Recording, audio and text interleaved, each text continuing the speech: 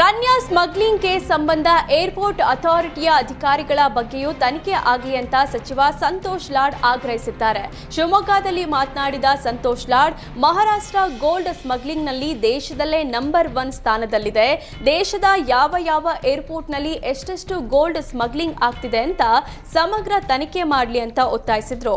ರನ್ಯಾ ಒಂದೆರಡು ಸಲ ದುಬೈಗೆ ಹೋಗಿಲ್ಲ, 40 ಬಾರಿ ದುಬೈಗೆ ರನ್ಯಾ ಪ್ರಯಾಣ ಮಾಡಿದ್ದು, ರನ್ಯಾ ಕೇಸಲ್ಲಿ ಕೇಂದ್ರ ಸರ್ಕಾರದ ಕೈವಾಡ ಇಲ್ಲ, ಭಾವಿಸಲು ಆಗತ್ತಾ ಅಂತ ಸಂತೋಷ್ ಲಾಡ್ ಪ್ರಶ್ನಿಸಿದ್ರು.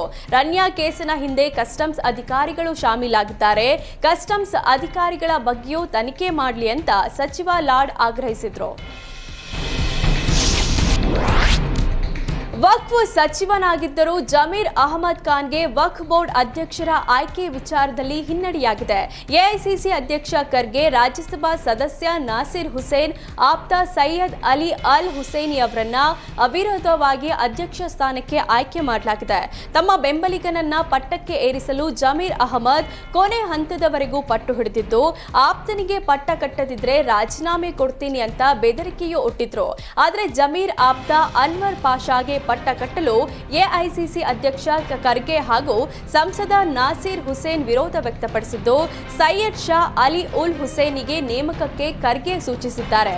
ಕೊನೆಗೂ ಸೈಯದ್ ಶಾ ಅಲಿ ಉಲ್ ಹುಸೇನಿಗೆ ವಕ್ಫ್ ಬೋರ್ಡ್ ಅಧ್ಯಕ್ಷ ಸ್ಥಾನ ನೀಡಿದ್ದಾರೆ. ಲೋಕಸಭಾ ಕ್ಷೇತ್ರಗಳ ಪುನರ್ ವಿಂಗಡಣೆಗೆ ಕೇಂದ್ರ ಮುಂದಾಗಿದ್ದಕ್ಕೆ ಸಚಿವ ಸತೀಶ್ ಜಾರಕಿಹೊಳಿ ಪ್ರತಿಕ್ರಿಯಿಸಿದ್ದಾರೆ. ನಮ್ಮ ಸೀಟ್ ಎಷ್ಟಿದೆ ಅದು ಹಾಗೆಯೇ ಉಳಿಯಬೇಕು. ಉತ್ತರ ಭಾರತದಲ್ಲಿ ಸೀಟು ಜಾಸ್ತಿ ಆಗಬಹುದೆಂಬ ಆತಂಕ ಇದೆ. ಹೆಚ್ಚಾದ್ರೆ ನಮಗೆ ನಷ್ಟ ಆಗಬಹುದು ಅಂತ ಕಳವಳ ವ್ಯಕ್ತಪಡಿಸಿದ್ರು. ಜನಸಂಖ್ಯೆಗೆ ಅನುಗುಣವಾಗಿ ಮಾಡಿಕೊಟ್ರೆ ಕ್ಷೇತ್ರ ಪುನರ್ ವಿಂಗಡಣೆ ಮಾಡಿದ್ರೆ ಕಷ್ಟ. ದಕ್ಷಿಣ ಭಾರತದ ಸೀಟು ಹಾಗೆ ಉಳಿಸಬೇಕು.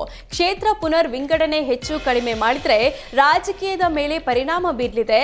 ದೇಶದಲ್ಲಿ ರಾಜಕೀಯವಾಗಿ ಬಿಜೆಪಿ ಜೋರಾಗ್ತಿದೆ ಅಂದ್ರು. ಹಿಂದೂ ಸಮಾವೇಶ ನಡೆಸಲು ಮುಂದಾಗಿರುವ ರೆಬಲ್ ಯತ್ನಾಳ್ ಬಣಕ್ಕೆ ರೇಣುಕಾಚಾರ್ಯ ತಿರುಗೇಟು ನೀಡಿದ್ದಾರೆ. ಯತ್ನಾಳ್ ಅವರನ್ನ ಜೊತೆಯಾಗಿದ್ದವರೇ ಬಲಿಪಶು ಮಾಡ್ತಾರೆ. ಯತ್ನಾಳ್ ತಮ್ಮ ಬಣದಿಂದಲೇ ಬಲಿಪಶು ಆಗುವುದು ಖಂಡಿತ. ವೀರಶೈವ ಲಿಂಗಾಯತರಲ್ಲಿ ಯಡಿಯೂರಪ್ಪ ಒಬ್ಬರೇ ಪ್ರಶ್ನಾತೀತ ನಾಯಕ ಅಂತ ವಿರೋಧಿ ಬಣಕ್ಕೆ ತಿರುಗೇಟು ನೀಡಿದ್ರು. ಇನ್ನು ವೀರಶೈವ ಲಿಂಗಾಯತ ಮಹಾಸಂಗಮದ ಸಮಾವೇಶ ನಡೆಸಲು ಸಿದ್ಧತೆ ನಡೆಸುತ್ತಿದ್ದೇವೆ. ರಾಜ್ಯದ ಬಹುತೇಕ ಜಿಲ್ಲೆಗಳಲ್ಲಿ ಪ್ರವಾಸ ಮಾಡಿ ಮುಖಂಡರ ಸಭೆ ಮಾಡ್ತಿದ್ದೇವೆ. ಇನ್ನು 10-12 ಜಿಲ್ಲೆಗಳು ಮಾತ್ರ ಉಳಿದಿವೆ. ಅಲ್ಲಿ ಕೂಡ ಹೋಗಿ ಸಭೆ ಮಾಡ್ತೇವೆ. ಮೇ 15ರ ಒಳಗೆ ದಾವಣಗೆರೆಯಲ್ಲಿ ಮಹಾಸಂಗಮ ಸಮಾವೇಶ ಮಾಡ್ತೇವೆ ಅಂದ್ರು.